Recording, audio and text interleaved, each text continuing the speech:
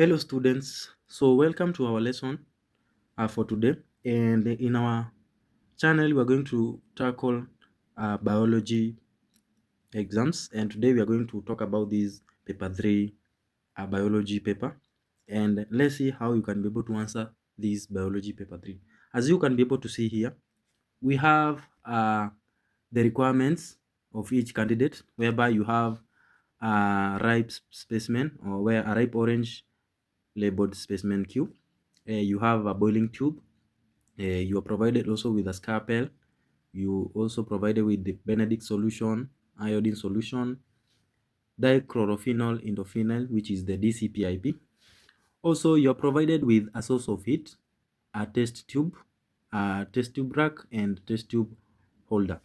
So in this case, um, in a practical paper, you're supposed to be able to check what you're provided, and this gives you an overview of what is going to be tested in that practical paper. So for example, if you uh, come across iodine, basically we all know that in a practical paper there is the food test. And of course, when you see iodine, automatically there is a test for starch.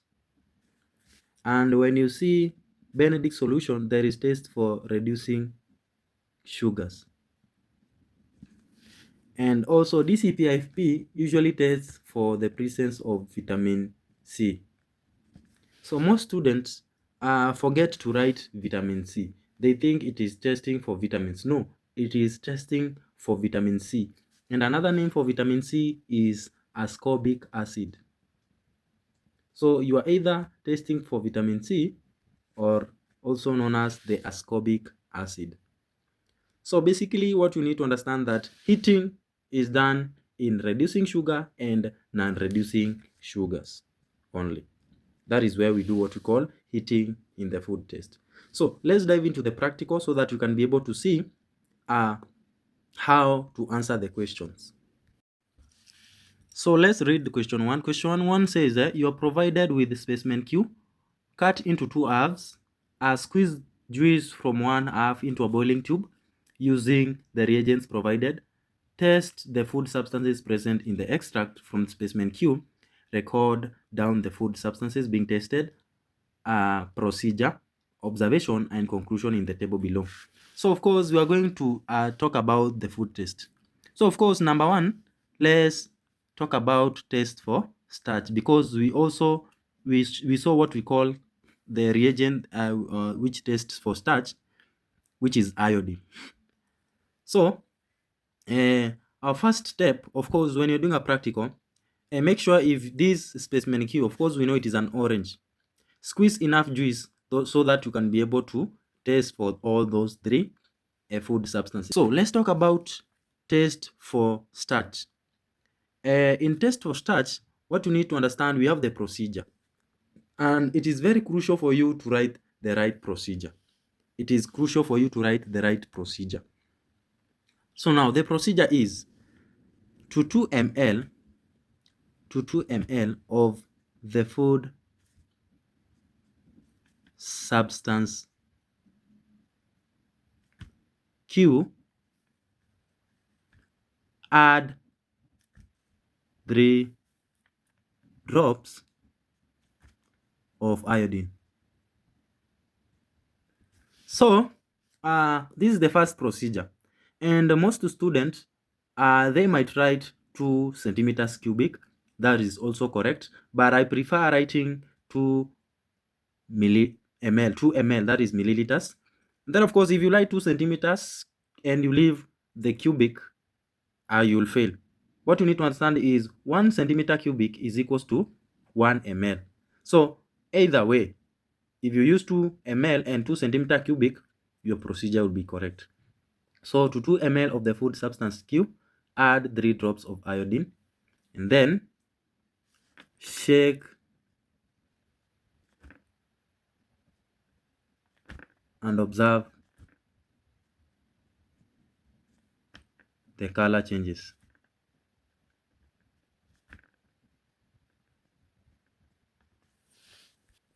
And that is the procedure for testing starch. So specimen Q is an orange. and an orange does not have starch. So basically, your observation should be able to be the yellow color or brown color is seen. So the color of the iodine is brown. And of course, you might be able to see the yellow color due to the presence of the orange. And this indicates the absence of starch. So starch is absent. That is all about that question. So let's talk about the next food test, whereby we saw there is a reagent known as a Benedict solution, whereby it is used to test for reducing sugars. And the procedure for testing reducing sugars is to 2 ml of food substance Q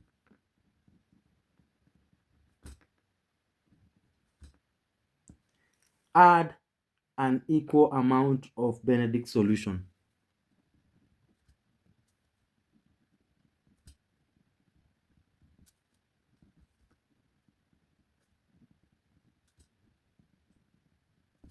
Add an equal amount of Benedict solution, and then heat to boil.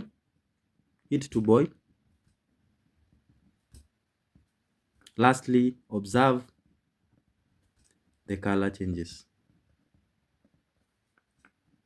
So that is the procedure. So many people only heat before even the color changes, they remove the test tube, and this does not give you the maximum color change. So you should be able to heat it to boil. And then to 2 ml of the food substance Q. The food substance is Q. You must be able to name it on the procedure. Kuna watu wataandika to 2 ml of the food substance. There are people who might write to 2 ml of the food substance, add an equal amount of Benedict solution. No, you should be able to name the food substance, which is food substance Q, the ripe orange. Now, what you might be able to observe is there is a color changes to green. Color changes to green.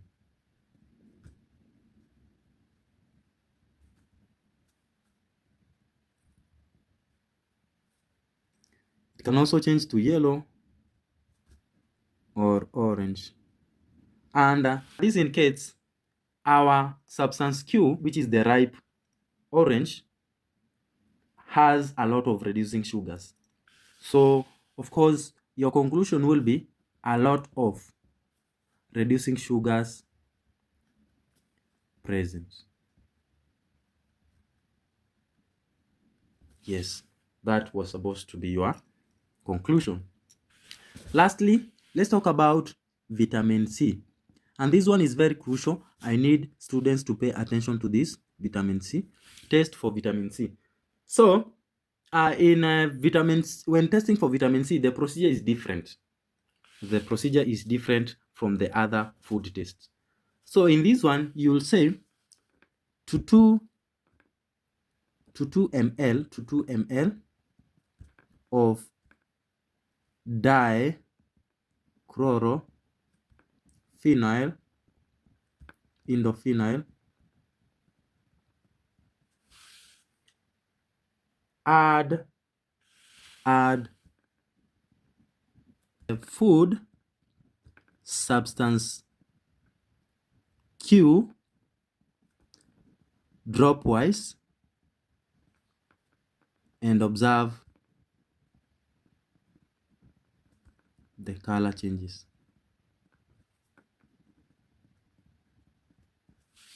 Yes, so to 2 ml of dichlorophenyl indophenyl, add food substance Q dropwise and observe the color changes. That is the procedure. Unlike the other food test, this one, you take the reagent and add the food. So the other food test, you take the food substance and then you add the reagent. But in test for vitamin C, you take the reagent, which is DCPIP, dichlorophenyl indophenyl, and then you add what? The food substance dropwise, and then observe the color changes. So of course, the ripe orange should be able to have what we call vitamin C. And of course, the color changes is the DCPIP is discolorized.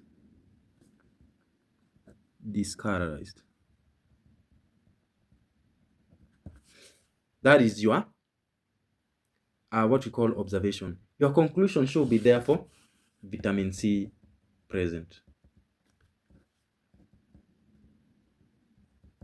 And that is the end of that question 1. Yes, you've talked about test for starch, reducing sugars, and vitamin C. That is the end. You've gotten your 12 marks. Let's talk about question 2. The question 2 of this paper is showing you 2 diagrams. And this first diagram, it is a diagram of a gill. The other diagram is a diagram of lungs. So this is K and L. So K is a gill, L is a lung. It is a lung, not lungs. Sindio, jini moja wamepoint. It is only one they have pointed. So it is a lung. If it was two, it could be lungs. Yeah, so we also have a part which is labeled N. And this part is known as the trachea. This part is known as the trachea. So of course, you are provided with photographs of specimen labeled KL. Examine them and answer the question that follows. So question 1, identify each specimen and name the class of organisms from which they were obtained. So we have specimen K, which is there. This is the gills. We have specimen L, which is the lung. Because it is the whole specimen, we can call it lungs because it has 2 lungs. That is, we can call it lungs. And then gills are usually from class species. And then lungs are obtained from class Mammalia. That was supposed to be your answer to get 2 marks. Then label all the parts of specimen K on the photograph. So of course, if you can check specimen K, the specimen K has different parts. And one of the parts is the gill rachis. The gill rachis, we have the gill filament, and then we have the gill bar. That is it. So that was supposed to be your answer. So in naming, there were gill filament,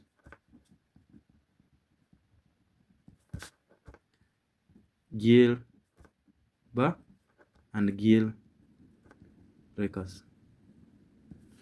Yeah, that was supposed to be your answer. State the functions of each part you have labeled in A above. So, of course, they are trying to ask you what are some of the functions of the gill bar, the gill filament, and the gill rachis. So the function of the gill bar is to support the gill filament. Yes, we have the gill filaments. And this is a site for what? For gaseous exchange. And lastly, we have the gill rachis. We have the gill rachis. And the gill rachis, their function is to protect the delicate gill filaments from damage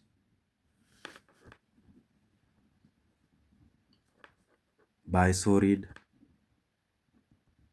particles. So the gill rachis protect the delicate gill filament from damage by solid particles by just trapping those solid particles and preventing them from entering the delicate part of the gill filament. And that is basically the end of that question. Then let's talk about the question D part of question 2. State 3 ways in which the part labeled L is adapted to its function. So part L, which is part L? Part L ni gani? Part L is the lung. Part L is the lung. That is part L. Part L is the lung. So they are asking, state 3 ways in which the lungs are adapted to their functions. So these are the ways in which part L is adapted to its function. So of course, this is a two-sided question whereby you're supposed to talk about the adaptation and the function. So number 1, you'll talk about it is made up of spongy tissue. It is made up of spongy tissue. So the lung is made up of the spongy tissue. That is the adaptation. What is the function of that? That expands. This tissue expands to accommodate large volume of air. To accommodate large volume of air. That is the adaptation and the function of the part labeled L. And number 2 is made up of numerous alveoli.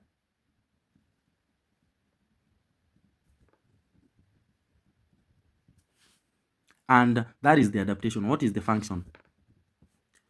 To provide a large surface area. For what? For gaseous exchange.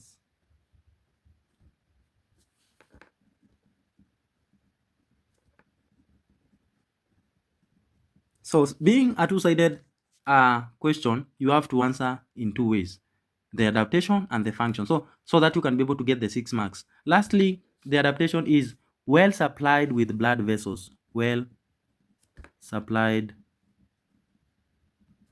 with blood vessels. And this is for quick transportation of gases. For quick transportation of gases. Then the next question asks, state the functional relationship between specimen K and L. So, what is the functional relationship between specimen K and L? Specimen K is a gill, specimen K is a lung. So, the functional relationship is they are both used for gaseous exchange. That is your answer. So that is their function basically. They are used for gaseous exchange. The next question, state 2 adaptation of part labeled N. Function of part labeled N. Part labeled N ni gani? Ni trachea. Let's talk about the trachea. What is the function of the trachea? So part labeled N is the trachea. So they are simply asking, what is the adaptation of the trachea?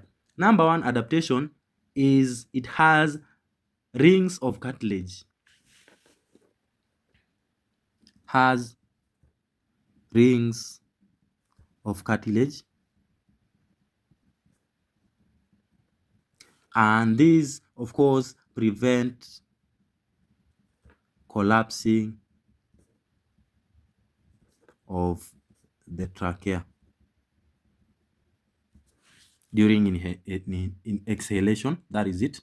So that is also a two-sided question which you are supposed to answer in 2 ways. So the adaptation and the function. So this is the adaptation, this is the, of course, the function. The next one is it is ciliated. It has a ciliated epithelium. Ciliated epithelium. And what is the function of the ciliated epithelium? This is to waft particles towards the pharynx. To waft particles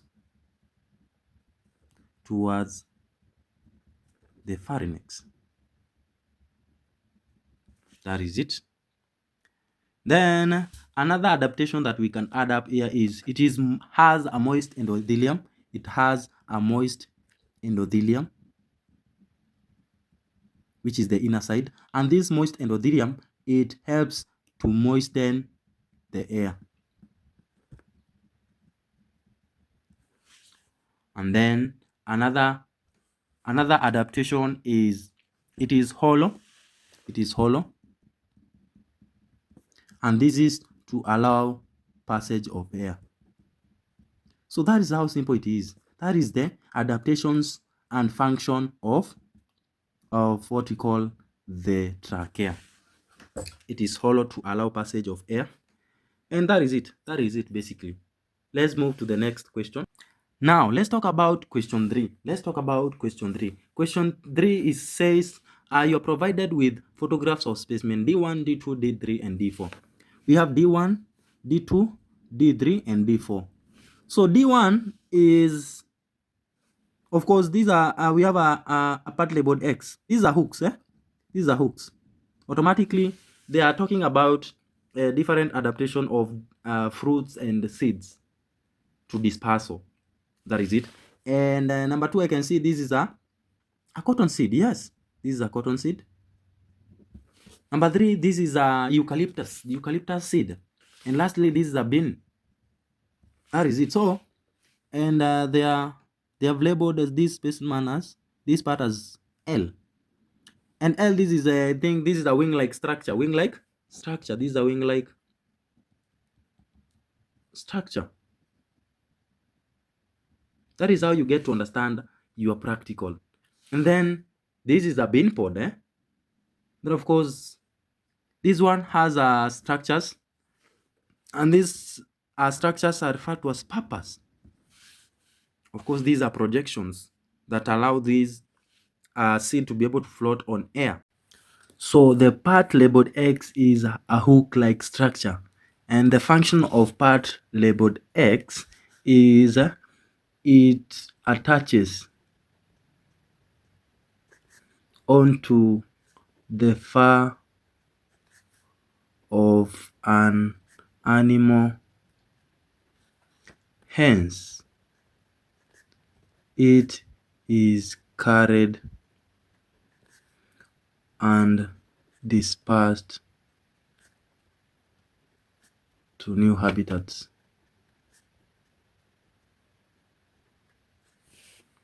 That is the function of part labeled X. We have part labeled Y. So this is part labeled Y. And we had discussed and said the part labeled Y is known as the papas, or a hair-like structure. So part labeled Y is a papas or a hair-like structure. And what is the function of these papas or hair-like structures on the seeds? So the function is to make it light, thus easily blown by air currents.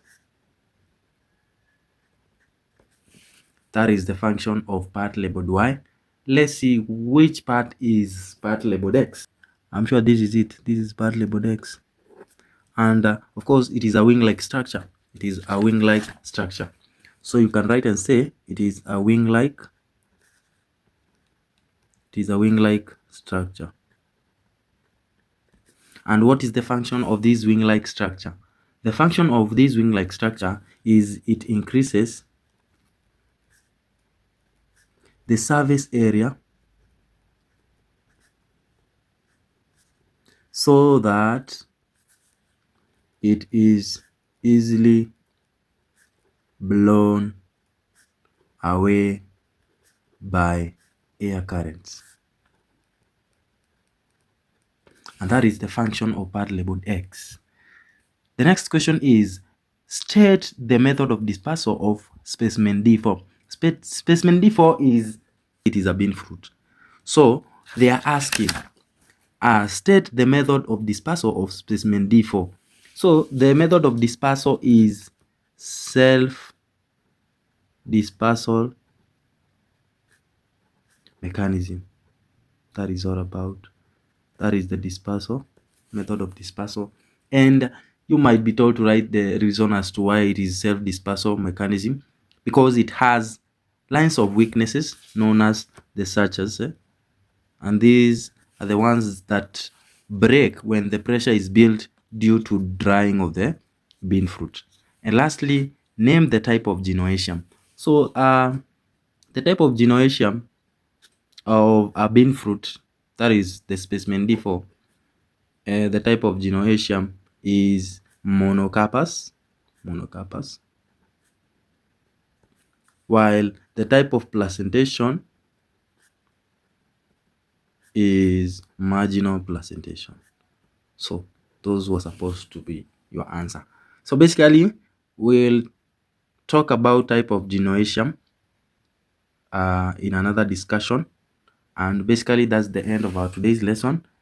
Make sure you like and subscribe to our channel so that you can get more educative content like these ones. Thank you so much for getting tuned up to this far.